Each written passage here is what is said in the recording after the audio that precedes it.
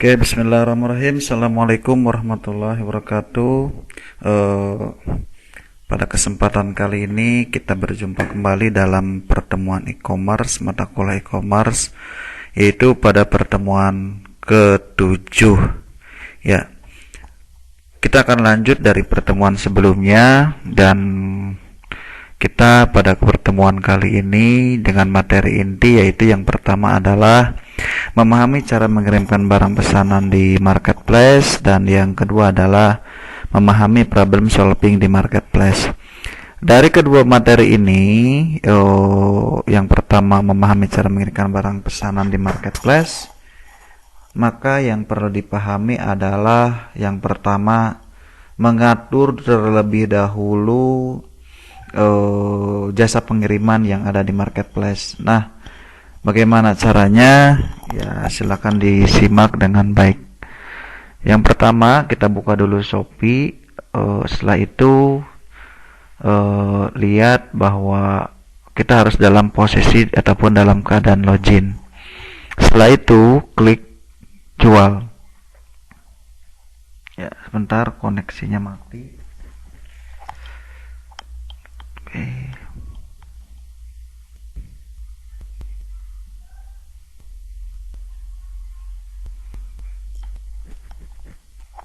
Oke, nah ini sudah.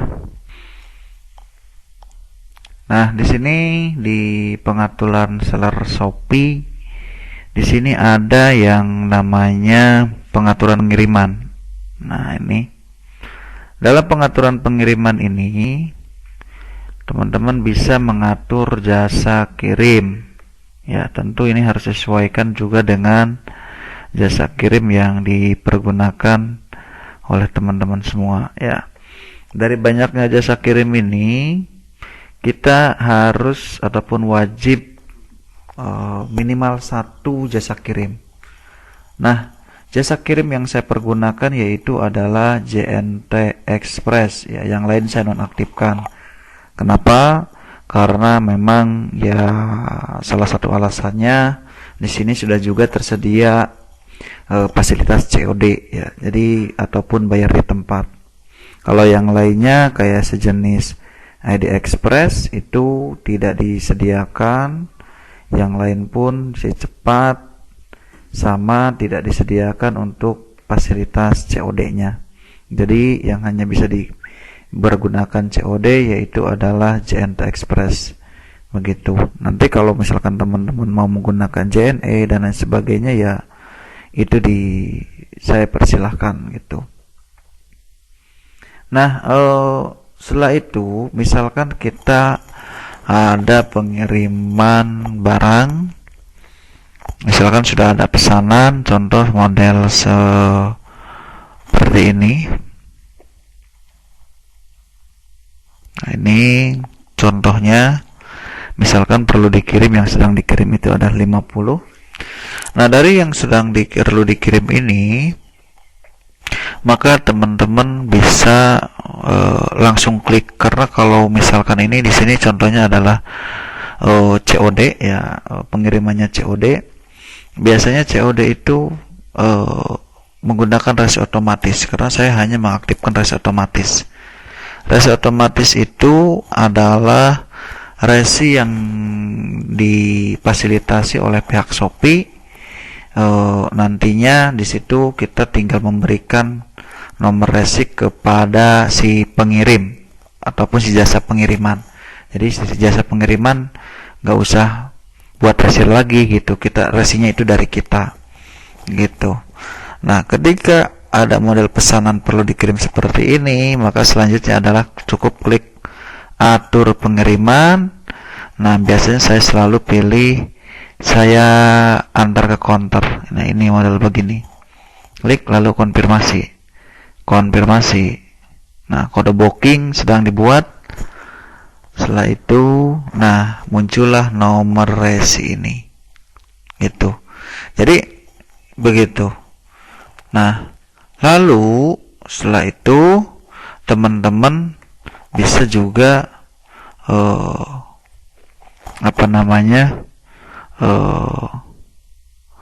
yang lainnya gitu, bisa dikonfirmasi ulang, just begitu, gitu. Dan kita lihat kode booking sudah dibuat, cetak resi. Nah, kalau dicetak ya nanti seperti ini, gitu ya, nomornya model seperti ini.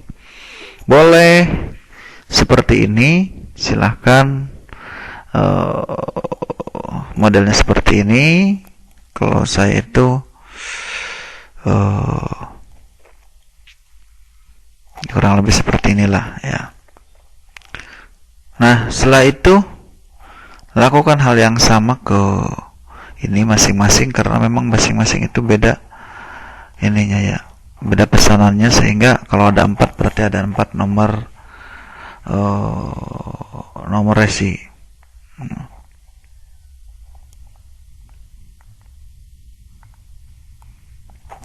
Oke, selanjutnya adalah nggak usah dicetak resi. Ini caranya ya. Jadi tadi saya ulangi, pertama adalah di pengaturan pengiriman, ingat jasa kirimnya ini kita menggunakan apa. Nah, itu jadi sekarang itu kebanyakan sudah menggunakan resi otomatis. Jadi secara pemain online shop itu diberikan resi otomatisnya itu dari penyedia marketplace gitu. Kita nggak usah datang ditimbang lagi, enggak, tapi dipercayakan kepada penjual, biasanya begitu. Oh iya, satu hal lagi, biasanya kalau JNT itu, kalau untuk resi otomatis, pihak JNT itu tidak rewel gitu. Misalkan aslinya itu ada 1,5 kg, tapi kita tulis 1 kg si berat barang itu. Biasanya nggak ada biaya tambahan gitu. Tapi ya jangan seperti itu, kita harus fair melakukan timbangan berat untuk jasa pengiriman, begitu ya. Itu. Nah, kalau misalkan cocoknya dengan ID Express ya tinggal diaktifkan aja ID Express gitu. Nanti secara otomatis pembeli itu akan memilih jasa yang kita aktifkan ya. Yang warna hijau berarti aktif, yang warna abu-abu begitu berarti itu tidak aktif si jasa pengirimannya. Ingat, minimal harus satu jasa pengiriman minimalnya begitu. Nah, ini juga ada pengiriman massal. Kalau ini ya, kalau misalkan kita sekaligus lah begitu, pengiriman secara massal gitu, sekaligus diatur gitu ya. Lalu tadi kalau pengiriman ini ya begini gitu. Nah, dari menu ini juga pada dasarnya tadi ada yang sedang dikirim ya. Ini prosesnya sedang dikirim, ada sampai 50 piece gitu, 50 paket ya, ada yang itu ya. Nah, di sini juga ada juga yang pembatalan atau pengembalian. Ini nyebelin ya kalau sedang pembatalan tuh banyak banget ya. Ada 190 pesanan totalnya itu ya. Wah, puyeng lah ya kalau sampai sebanyak itu, jadinya puyeng gitu ya. Ini ya. Ya, jadi banyak juga pesanan. Ada juga yang sedang proses pengembalian barang gitu ya. Itu jadi, nah ini model pembatalan itu biasanya ya berbagai macam faktor gitu. Ada yang ya orangnya nggak ada dan lain sebagainya begitu. Nah, selanjutnya adalah yang kedua adalah, oh iya, ini kalau mengirimkan barang itu tergantung jenis barangnya. Kalau misalkan barangnya berbentuk kaca ataupun pecah belah, itu wajib menggunakan bubble wrap. Ya, itu wajib hukumnya menggunakan bubble wrap supaya tidak terjadi hal-hal yang diinginkan di dalam di dalam marketplace, di dalam pengirimannya gitu. Bisa jadi nanti pecah gitu ya. Terus yang selanjutnya adalah kalau misalkan barangnya itu ya tidak berbentuk kain dan lain sebagainya, itu nggak usah menggunakan bubble wrap, bisa menggunakan double plastik atau yang sejenisnya yang sekiranya aman. Bisa juga menggunakan kardus gitulah ya, itu penting juga. Terus yang kedua adalah memahami problem solving di marketplace. Nah, ada beberapa problem yang biasanya ada di marketplace. Nah, apa saja problemnya? Ini tergantung studi kasus ya. Dalam arti kasus di sini itu konon katanya bahwa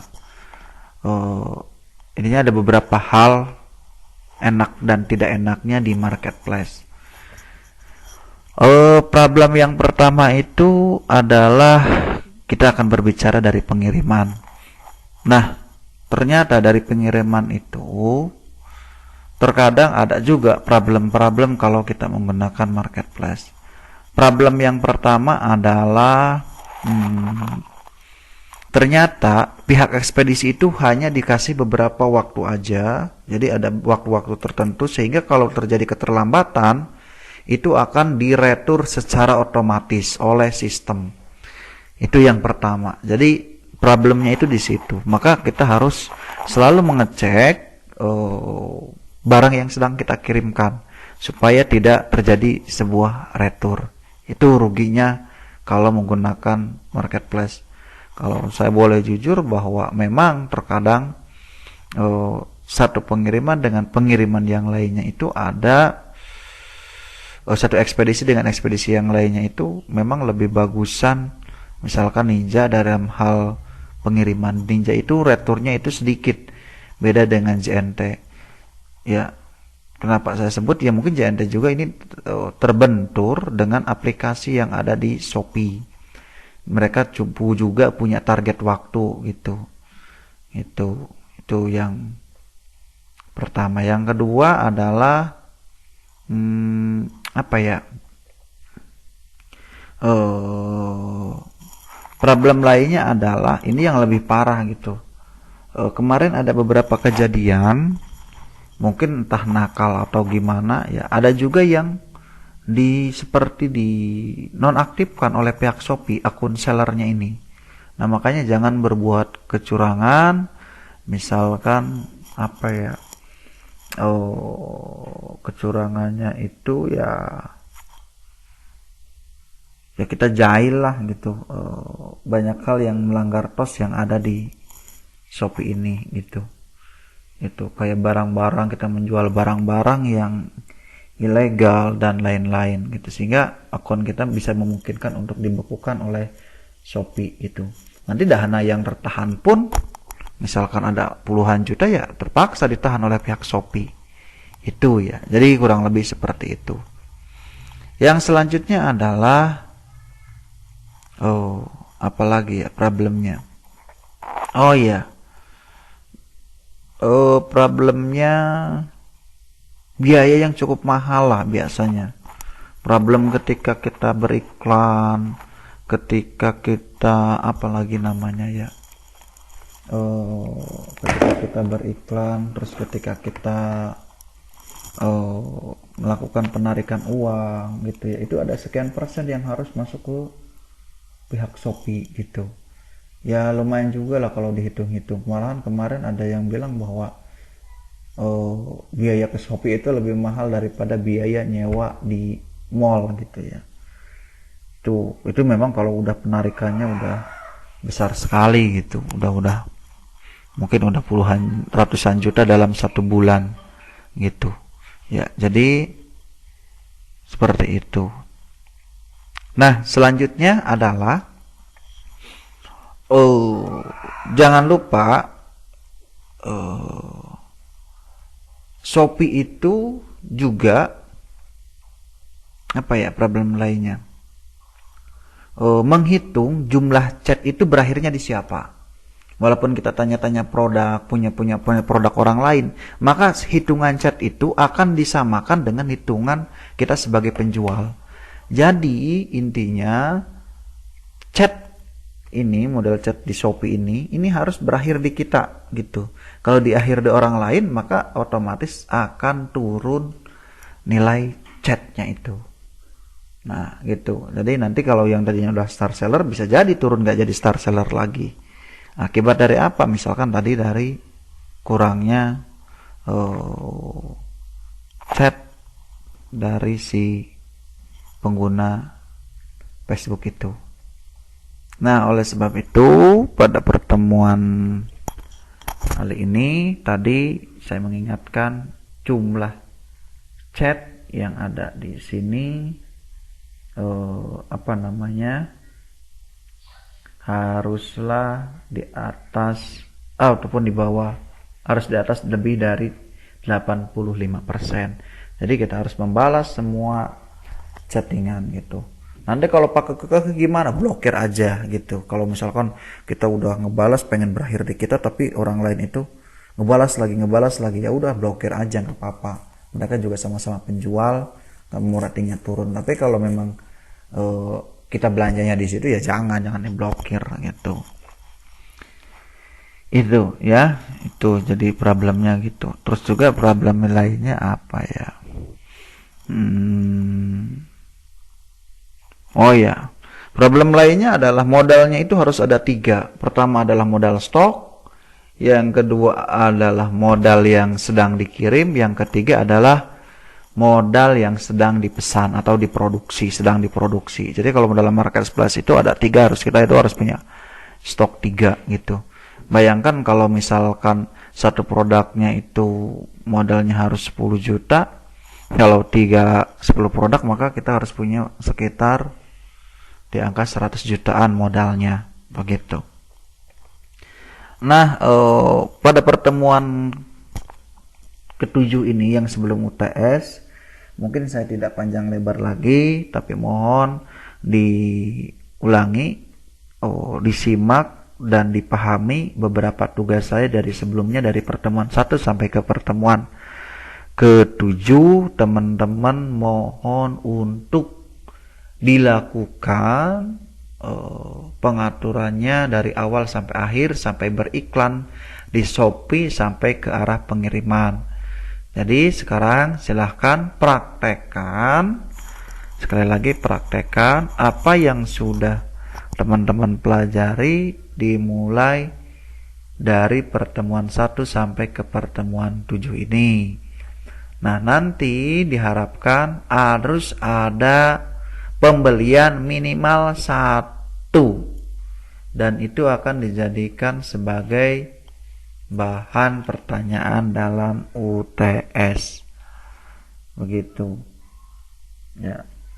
Oke, mungkin hanya ini saja pertemuan singkat kita kali ini, tapi jangan lupa bahwa harus dipraktekkan dan mengulang.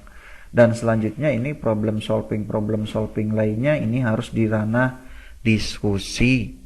Dan oleh sebab itu silakan beberapa pertanyaan silakan dikirimkan melalui web kampus. Teman-teman di sana boleh bertanya apa saja dan kita akan buka sesi diskusi begitu.